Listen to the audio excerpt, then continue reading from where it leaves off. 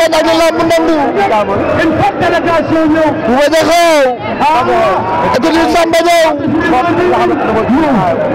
Tonnerre kon ñu wàcc ci présenté combat bële di daw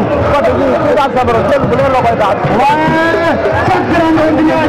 am mais manam ñoo xam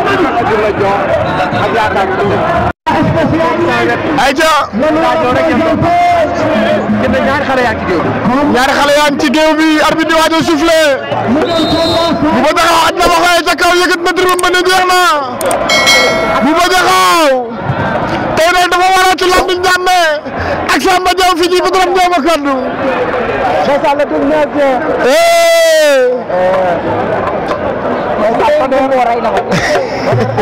dara dóor de takk na ko jeex na naar bi wax naar bi wax naar bi wax ñu déglu arbitre ñu déglu arbitre ñu déglu arbitre Bouba Diakhao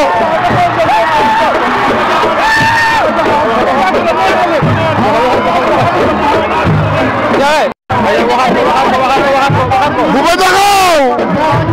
daan na Tonnerre bu Landing Ndiamé Bouba Diakhao daan na Tonnerre bu Landing Ndiamé